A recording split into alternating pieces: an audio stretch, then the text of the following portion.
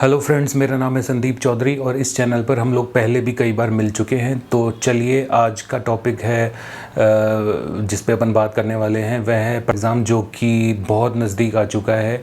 तो उससे जुड़ी हुई कुछ ऐसी टिप्स की अपन बात करेंगे जो कि बिल्कुल कंटेंट से जुड़ी हुई नहीं है। वो बिल्कुल एक प्रैक्टिकल टिप्स हैं जो कि हर एस्पिरेंट को, जो कि सरकारी सेवा में या फिर किसी भी तरह के कंपटीशन एग्ज़ाम में सेलेक्ट होना चाहता है, उसके लिए ये वाले टिप्स जो हैं वो बहुत ज़्यादा ज़रूरी हैं। तो चलिए बात करते हैं इन टिप्स की।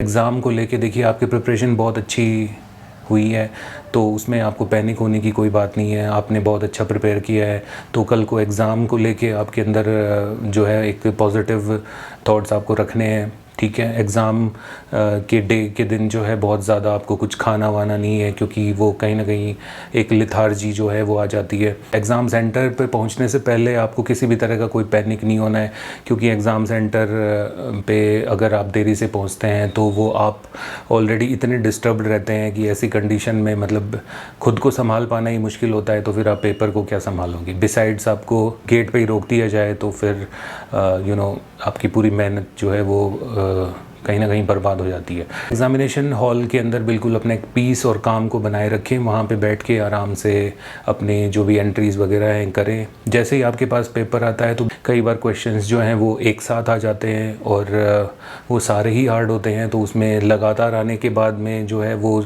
जो एग्ज़ाम देने वाला बच्चा है वो पैनिक कर जाता है। तो ऐसा आपको नहीं करना है।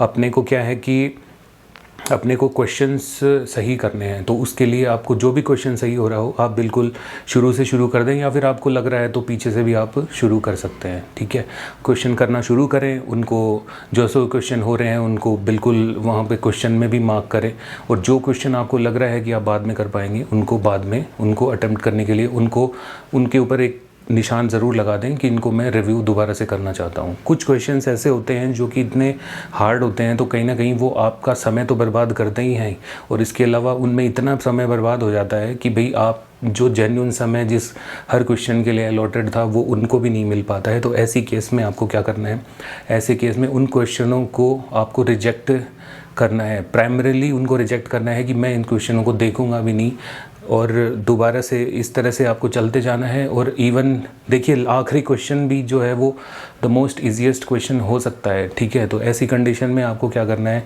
आपको पूरा क्वेश्चन पेपर को अंत तक पढ़ना है। ठीक है, एक बार पूरा क्वेश्चन पेपर करने के बाद आपको सर्किल भरने हैं, और उसके बाद में आपको दोबारा से उन क्वेश्चंस के ऊपर जाना है जो क्वेश्चंस आपको लगता है कि आपको अटेम्प्ट कर सकते थे और उनको आप सही कर सकते थे। ठीक है, तो बेसिकली इससे क्या होगा, आपका टाइम भी बचता है और एंड के अंदर आप जो है वो पैनिक भी नहीं करते हैं। ठीक है, तो ये ज़रूरी होता है। और एक प्रैक्टिकल टिप ये भी है कि आप एग्ज़ाम सेंटर में अगर आपके पास टाइम बचता है 2-3 मिनट्स 5 मिनट्स अगर आप बचता है तो उनको आइडियली बैठकर जो है उनको गवाएं नहीं। ठीक है, आप कोशिश करें किसी भी क्वेश्चन को सही करने की।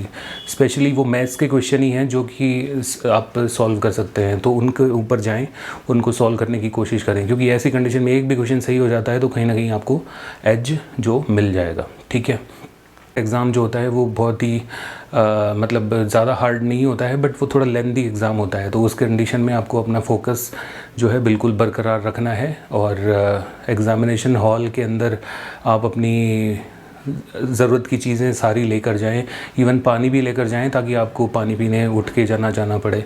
ठीक है, इसके अलावा आप चाहें तो जैसे एक ऑरेंज कैंडी ऐसा कुछ ले जा सकते हैं।